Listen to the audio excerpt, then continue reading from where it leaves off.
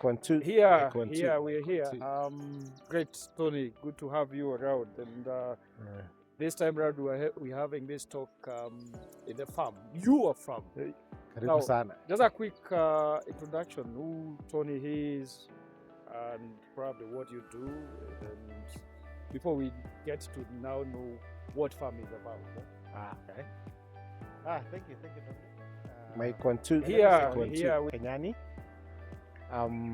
Professionally, I do lighting design, installations, and supplies. I'm saved. I'm a recovering alcoholic, and I'm a family man. I'm married. One wife. Let me be one wife, and one son. Yeah. So basically, and also I host a chapter of the men's group. So we have the men's group mentorship program, men's group Mashinani, where we do mentorship mtaani for the young boys in the, I wouldn't call it slums, but I would call it from disadvantaged backgrounds. Yeah. Yes. So you said you are an electrical expert, yeah? Yes. You support construction in terms of electrical. Yes. When did they start? Because I know you as a farm owner, Yeah. company owner, Yes. but I really do not know when it started. How did they start? That you now own A company. a company. Yes. Yeah, so it started way back in 2008. I was a cleaner. I was doing a cleaning job at one of the Asian temples in Parklands. It's called BAPS. In Nairobi, yeah? Yeah, in Nairobi. Yes. So I used to do a very good job there. I would scrub the toilets, do the cleaning, clean the temple, clean the residential. So the Asian I was working for had a contract for cleaning the temple and Oshwal Academy. So I would oscillate between Oshwal Academy and the temple. So it was during that time, that period, because I really liked reading books. So every time I would go to work during lunchtime, I'll always have a John Grisham book, Stephen King, Sidney Sheldon, because I loved fiction. So it really helped with my communication at that time. I don't know what's about it right now, though. But yeah, so it's during that time I got promoted from being a cleaner to a supervisor. As during one of those supervisions, we had there was an event at Ocean. My name is Tony. So I went in. Usually I was staying in Mathare number 2, the slum, the side of Mathare. So I will walk from Mathare, Muthaiga, cut through the city park. By 6:30 you at work, and you leave at 6. So it was during one of the events at Oshwell. My supervisor, one of the directors of the company came, and one of the parents had me talking, and was like, as I had a very clear conversation, it was like, and he asked me, why are you a cleaner? You have a very good English communication. Your communication is really good. If you need an opening, I have a company. If you're really interested, you can come. We are in the middle of hiring. Come, try it out. Yeah. And that's how I got hired to Philips. Oh, Philips, yeah.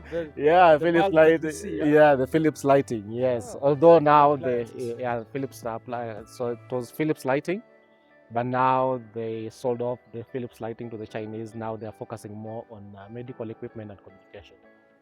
Yeah, so I went there. I started as a shop assistant, so I will still do the cleaning and still do the lighting.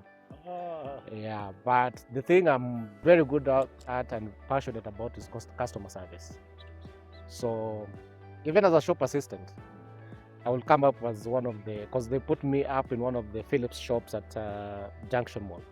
That's where I was stationed there. So I'll supplement in a lot into sales. And I became one of the best salespeople in selling lights, because I was very curious about lighting. Coming from the village where you have a bulb, in the slums, all you need is a tube. And even that time, construction was all about finish your house, put a tube or hang a bulb, and that's it. So for me, I was very fascinated about lighting. So they'll send us these catalogs from Philips, from Massive, and I'll go through them and I'll see the designs. And now when I started watching movies, when I was watching movies, I would really focus on the ambience of the lighting.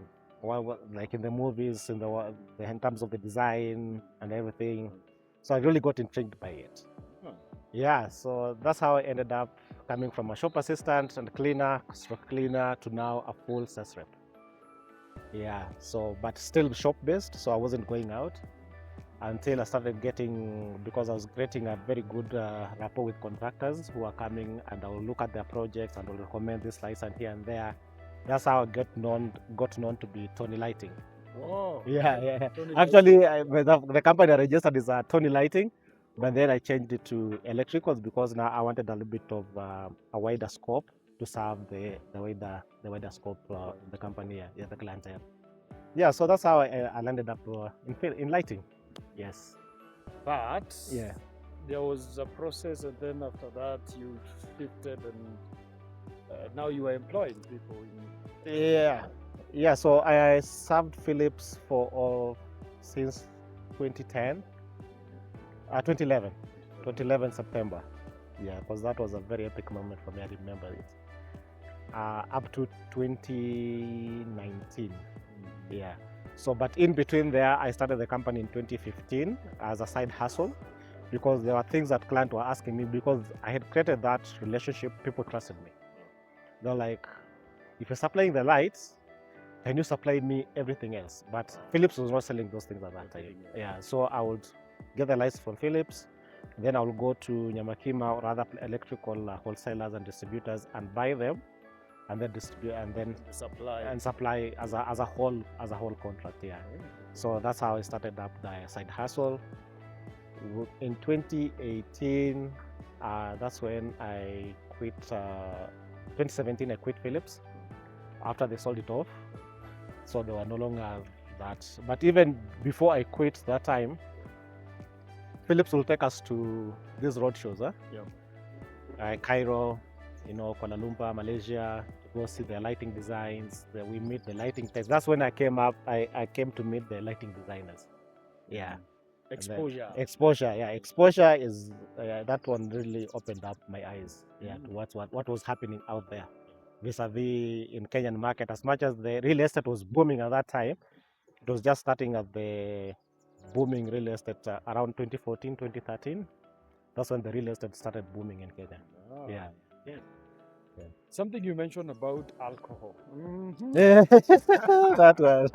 Was it happening while you were still developing your company? Yes. Or did you decide to stop? Yeah. So what happened? It started as Friday hangouts, Saturday hangouts. Yeah. Because you have the money coming from a poor background. You're making money. Now you're making 6 figures. 5 figures. Started with 5 figures. When I started at Philips, I was earning 14,000. And I rose to earning up to around 80,000 without even commissions. Okay. Without even commissions.